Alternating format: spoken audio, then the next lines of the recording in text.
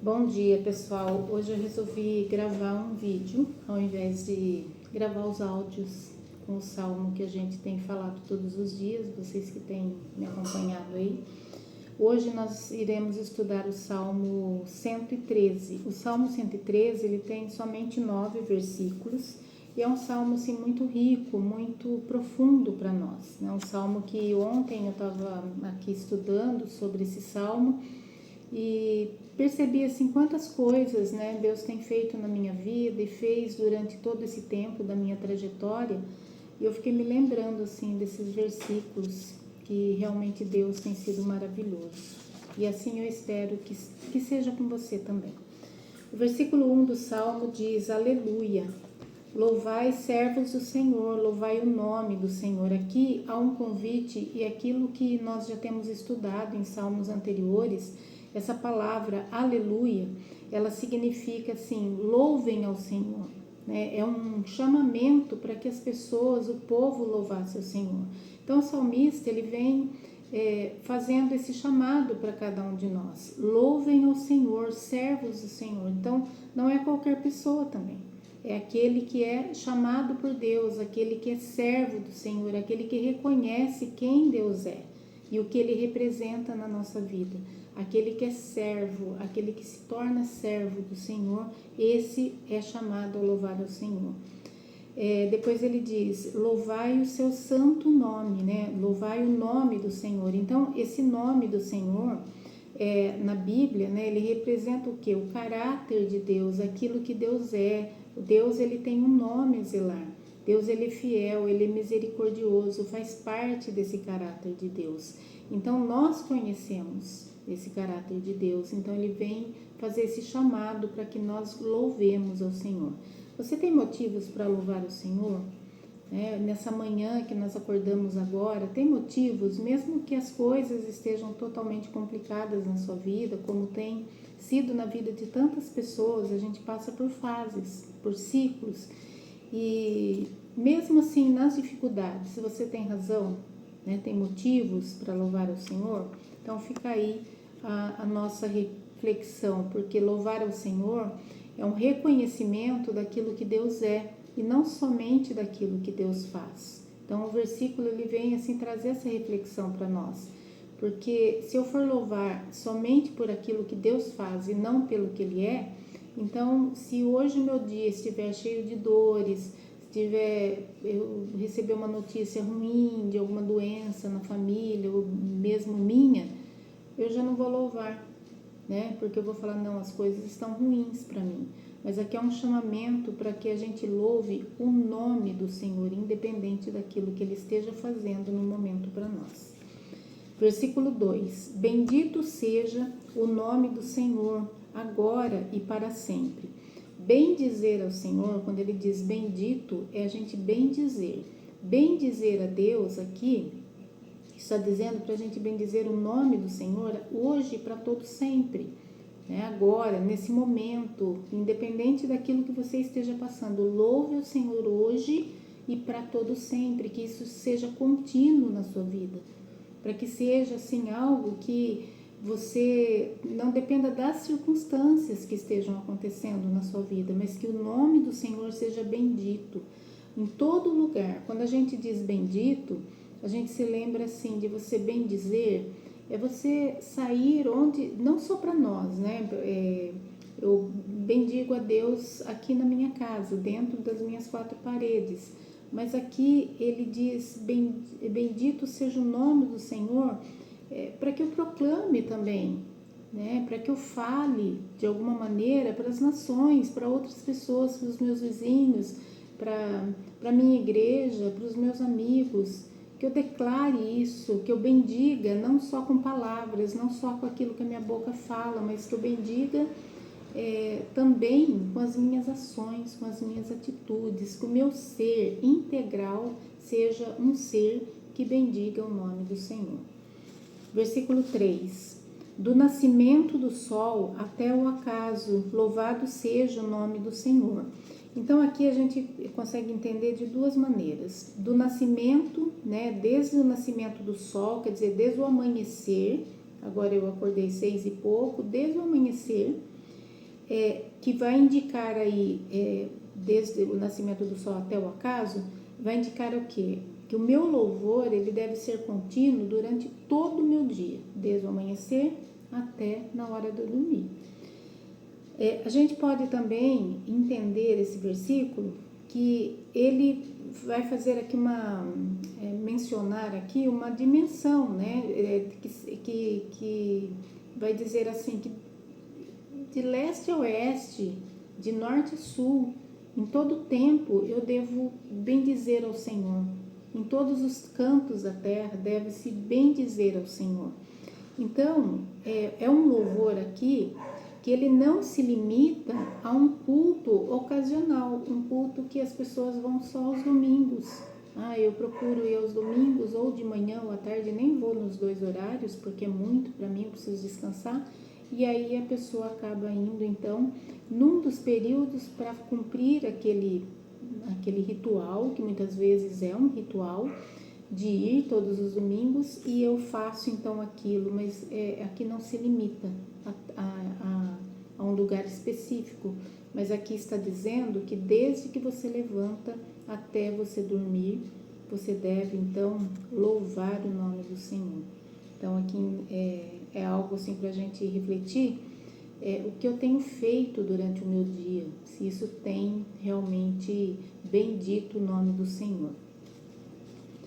Depois no versículo 4, excelso é o Senhor acima de todas as nações e a sua glória acima dos céus. Nós estudamos aí em outros salmos que independente daquilo que eu penso, Deus ele é rei das nações, ele é rei de todo mundo. Mesmo que as pessoas não reconheçam, as pessoas não reconhecem Deus como Deus, isso não significa que ele vai deixar de ser rei, de ser o Senhor das nações. Daí você pode dizer assim, mas Vilma, o mundo está de mal a pior, como que Deus pode ser rei das nações? A vida, ela não se limita aqui nesse mundo, né? Nós sabemos disso, nós temos uma vida eterna. E Deus, e tudo nós estudamos, a gente não vou falar agora tudo que nós estudamos já, mas a gente já viu tantas coisas, né? Que Deus ele domina tanto sobre a vida do ser humano quanto a vida também de toda a criação, das árvores, a gente viu, dos animais. Então ele é rei, ele é soberano. Basta uma palavra de Deus para que tudo isso aqui se finde. Você crê nisso, que basta isso? Ou você crê que está tudo nas mãos do ser humano? Não está. Você pensa assim, a Bíblia menciona muito a questão do mar, que o mar ele atende aí essa ordem de Deus. E quando você vai para a praia, você olha aquela imensidão daquele mar, você vê, nossa, só pode ser um Deus assim poderoso para conter algo tão grandioso, né? Então, esse exemplo do mar é um exemplo assim do que ele faz na vida de cada um de nós e na vida do mundo também. Ele diz, né, excelso é o Senhor acima de todas as nações. Então, na verdade, aqui ele está dizendo que Deus, quando ele fala excelso, significa assim, ele é soberano, ele é elevado, ele é maior, né, acima de todas as nações. Quem você, nas nações agora, você pensa assim, que vem um pensamento rápido, que você fala, nossa, aquele presidente, sei lá, aquele rei, ele é soberano, ele é poderoso, ele domina o mundo. Deus é maior do que essa pessoa. Versículos 5 e 6 fala junto porque eles são ligados. Quem há semelhante ao Senhor nosso Deus, cujo trono está nas alturas? Quem se inclina para ver o que se passa no céu sobre a terra? Então aqui é uma pergunta que afirma, né, que ninguém é comparável a Deus, ninguém. Né? Ele faz uma pergunta que ele mesmo sabe a resposta aqui. O trono de Deus, ele está nas alturas e ele fala assim de um governo absoluto, de uma autoridade absoluta, de um Deus que não perdeu o controle sobre as nações. Por mais que você pense assim, nossa, Deus não está nem aí com o mundo, há tanta violência. Mas isso é uma consequência do próprio pecado do ser humano que escolheu viver longe de Deus. Então Deus ele reina sobre tudo com poder, com justiça, ele é misericordioso. O próprio salmista, ele nos salmos anteriores que a gente estudou, A gente percebe assim que o salmista, ele se sentia muitas vezes angustiado, né, com o que os inimigos faziam com ele, com o que as nações faziam com o reino de Israel.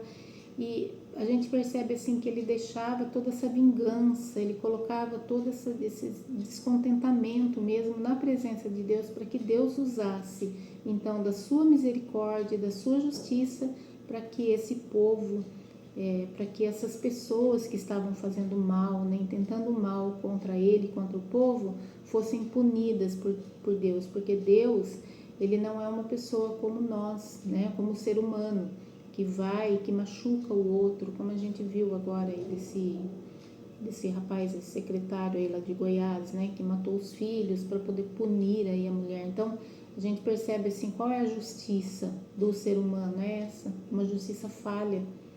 Mas Deus, ele não é dessa forma, porque ele não age com essa questão de fazer mal, de usar assim uma crueldade com o ser humano. Isso traz segurança, né, para você? Para mim traz muita segurança saber assim que Deus, ele é rei e que Deus está no controle, né? Porque a gente percebe assim que mesmo que Deus é tão grande, que Deus aqui no versículo disse que ele é excelso, ele é grande, ele é maior, ele está acima, ele é elevado. Então, isso traz segurança porque um Deus tão grande, ele se preocupa com cada um de nós, né? Pequenos como somos. Porque ele observa os detalhes, né? Ele está preocupado. Então, quando você pensa assim, mas meu problema é tão pequeno diante das coisas do mundo, não vou nem fazer oração, porque Deus não está preocupado com essas coisas pequenas. Deus está assim. Deus está preocupado porque Deus não tem questão de tempo, de espaço. Do mesmo jeito que Deus está atento a grandes guerras, Deus está atento à sua pequena vida aí dentro da sua casa. Porque Deus não tem essa questão de espaço, ele precisa estar lá, mas aí agora você está pedindo para ele ficar aqui. Ele está aqui, mas ele está lá também. Ele não tem essa questão de, como a gente tem nesse entendimento. Versículo 7 e 8. Ele ergue do pó o desvalido. Olha que lindo isso, né, gente? Que esperança para nós. Ele ergue do pó o desvalido e do monturo o necessitado. Daí o 8 diz, para o assentar ao lado dos príncipes, sim, com os príncipes do seu povo. A gente vê assim, que ele ergue do pó o desvalido e o monturo. O que é um desvalido? É uma pessoa que está passando em grande necessidade aí, né? Uma pessoa que está passando miséria, humilhação, rejeição pela humanidade, pelas pessoas. Monturo, o que significa? Significa uma pessoa que está...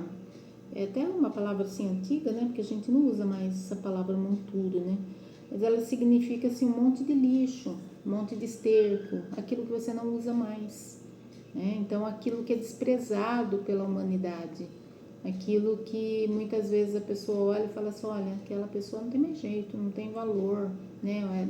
Diante da sociedade, é como você olhar aí pelas ruas ou quando você vai em São Paulo, né, que é muito nítido isso, aqui em Rio Claro também, mas muito nítido você vê esses moradores de rua que não tem eira nem beira, então você diz assim, nossa, essa pessoa não tem mais solução, ela não tem valor, ela não tem mais nem RG na sociedade, né, não tem CPF, sei lá, nem é contada.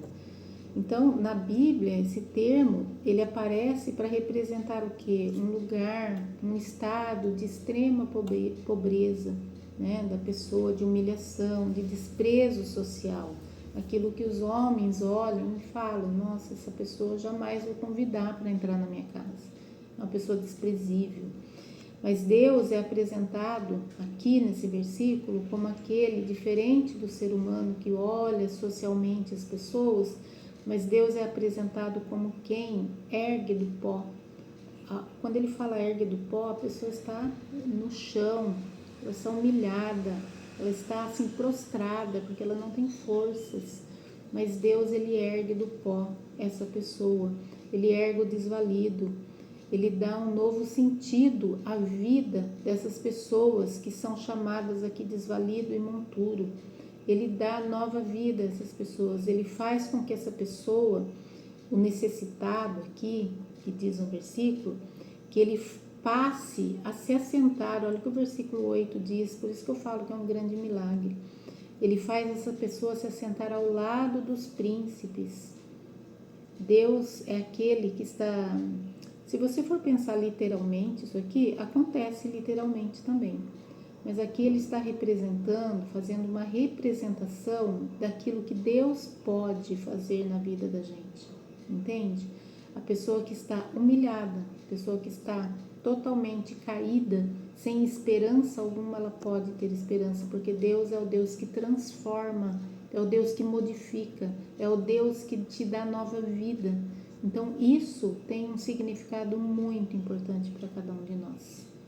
Se atente a essas palavras.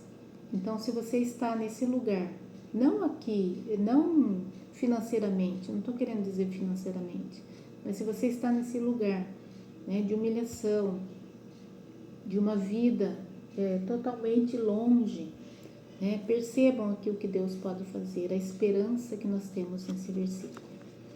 E depois, para terminar, ele diz o 9, né, faz que a mulher estéril viva em família e seja alegre, mãe de filhos, aleluia.